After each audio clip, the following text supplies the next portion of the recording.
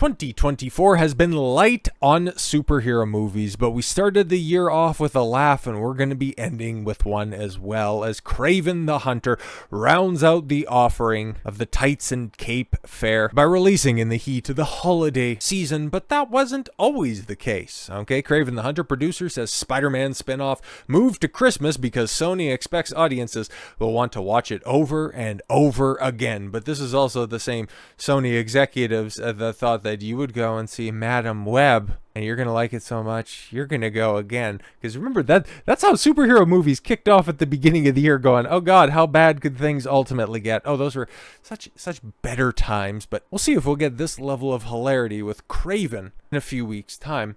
Because the revelation that can only be explained as either outright delusion or a blatant marketing speak. Kraven the Hunter producer Matt Tolmach has alleged that the film has given a new recently updated release of Christmas Day because Sony wants to accommodate all the audiences they believe will be clamoring to watch the Spider-Man-less spin-off film over and over again.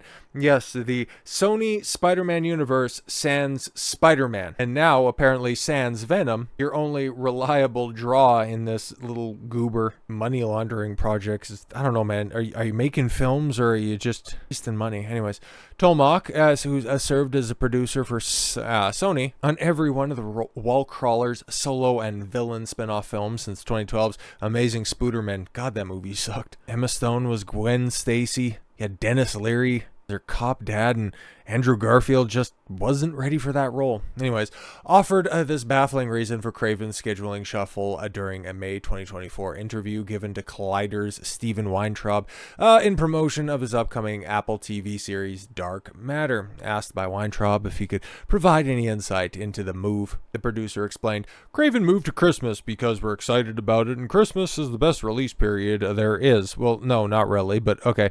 Then when you get people with the time to go back to the movies over and over again, that was a real reflection of how the studio felt about the movie. We're really excited, but that's a great move that reflects just the feeling about this movie. But this was all the way back in May. How has Sony changed their tune about this upcoming disaster? Well, now they're a little bit more skittish on its prospects, as Kraven the Hunter director asks fans to wash away the bad taste of previous Sony Spider-Man spin-offs and give our film a chance. No. People are going to come back and repeat view this in theaters, but no, just give it a chance. Come on. It's not going to be as bad as the other shit that we put out there before. Come on, man. Give us a chance. In a declaration that will have to be seen to believed, yes, Kraven the Hunter director J.C. Chandor says that while Sony's Spider-Man spin-off films have an admittedly terrible reputation, he hopes fans will be able to wash away some of the grime and give his films a legitimate chance. Because, yeah, if you remember, okay, a couple months back, and hell, just within the past couple of weeks, Venom 3, the best of the worst situation over there at Sony, was dominating the box office, but nobody was heralding it as being, a good superhero film or even a good Venom film. It was just tolerable fare if you had nothing better to do and you had like $100 burning a hole in your pocket and you wanted to go have movie night. But yeah, at the beginning of the year, you had Madam Web. Bro, why would anybody be willing to give Sony another chance with their Marvel properties? Like, nobody knows who Kraven is outside of, diehard Spider-Man films. He has one good storyline, and other than that, he's like a D-list villain for Peter Parker. So why is he getting fast-tracked? There should be an Electro film before this dork. Like, I would rather know how Norman Osborn built up Oscorp ahead of Aaron Taylor Johnson as Kraven the Hunter. Like, get out of here.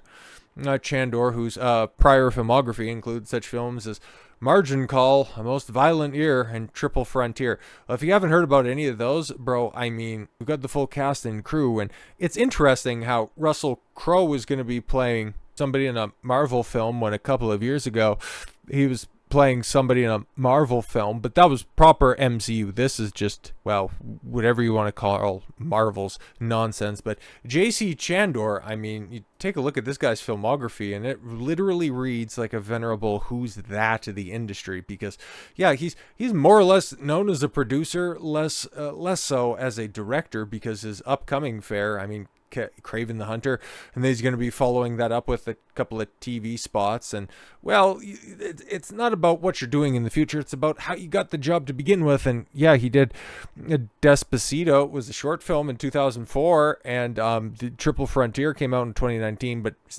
I guess he's just been wholly focused on Kraven the Hunter 5 years after his most recent release. But I guess that's the way that he does it, right? Because prior to Triple Frontier, it took him 5 years to work on that. And yeah, A Most Violent Year was before that. And he's just had such great success before that. But, you know, a director can only do so much if his screenplay and his writers are giving him stuff to work with. And well, you take a look at Richard Wank's resume, and this guy right here, I mean, oh boy, he wrote the screenplay for Fast Charlie, Equalizer 3, I heard decent things about that, Equalizer 2, less said about that the better, the Bad Magnificent 7 reboot, okay, the first Equalizer, Expendables 2, yes, even more expendable, 16 blocks, oh good, okay, but it's good that there's 3 of them, right? Because you got Art Markham, who's, I mean, hey, he wrote that, or at least helped write the unfinished screenplay for Iron Man, right?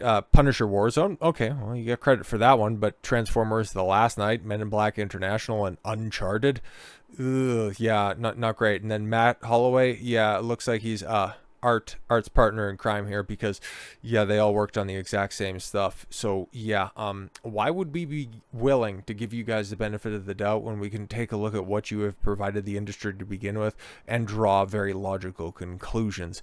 Asked by the host as to his thoughts of the poor reception of the past entries in Sony's Spider-Man universe without a Spider-Man, and whether or not he feared that their failures would affect Kraven's box office potential.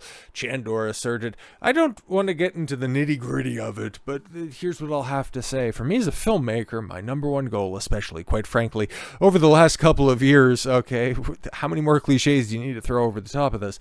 Where you guys are deep in the world, some of the fans out there, a lot of the fans were upset with certain decisions and certain outcomes of Sony's cinematic universe. Yeah, because it was all just bad. Like, if it was just decent, okay, maybe it would have been forgettable. Maybe it would have been like that really weird period after Zack Snyder was booted out of DC and before James Gunn took over. So maybe you guys could have carved out a little niche of somewhat profitability if you kept your budgets low, which is the one good thing you could say about Madam Web, which it wasn't $200 million.